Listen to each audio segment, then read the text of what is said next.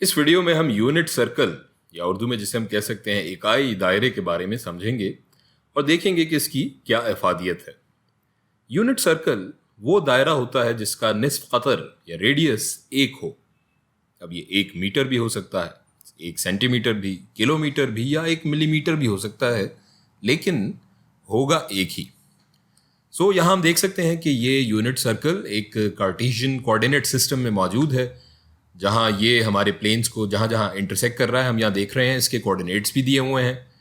ये यहाँ पर 0 1 है, यहाँ पर हम देख रहे हैं कि x कोऑर्डिनेट 1 है, y कोऑर्डिनेट 0 है।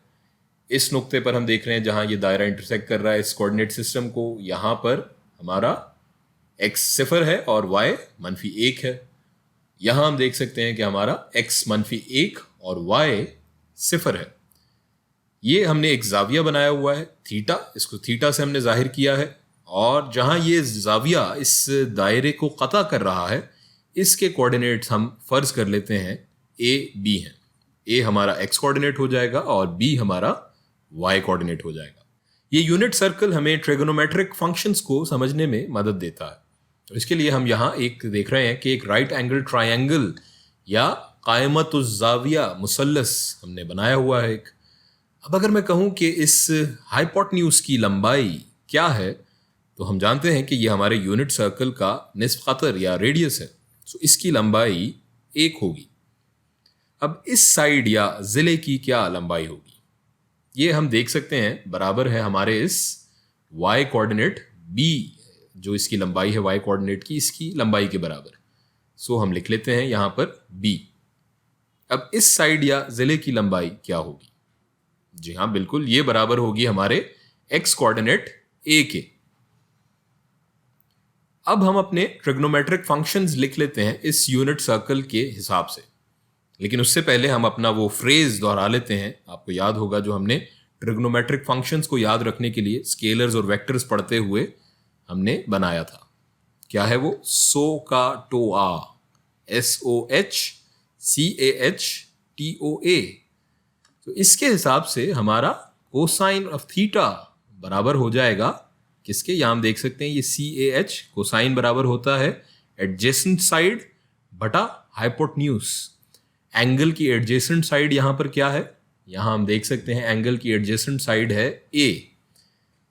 ये A बटा हाइपोटेन्यूज, हाइपोटेन्यूज हमारा क्या है यहाँ पर? 1। कॉस थीटा बराबर हो जाएगा A बटा 1 और ये बराबर हो जाएगा A के। अब साइन ऑफ थीटा हमारा क्या होगा?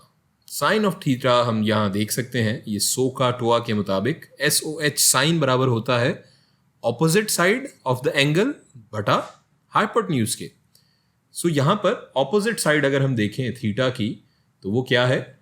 वो ये B है और हमारा हाइपोटेन्यूज वही 1 के बराबर है।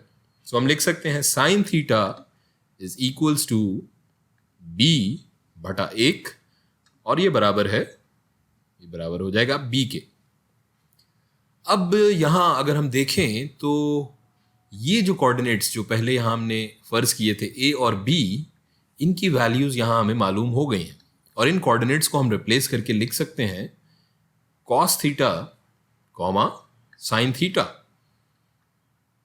और अब हम जानते हैं हमारा टैन थीटा ये बराबर होता है किसके? यहाँ टोआ अगर हम देख रहे हैं ये टैन थीटा हमारा ऑपोजिट साइड बटा एडजेसेंट साइड के। साइन थीटा और कॉस थीटा यहाँ हम रिप्लेस कर लेते हैं। टैन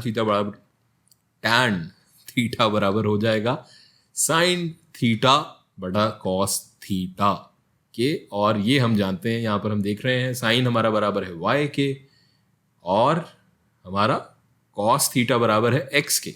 ये हो जाएगा y बटा x। इस पर मजीद बात करेंगे मगर अपनी अगली वीडियोस में।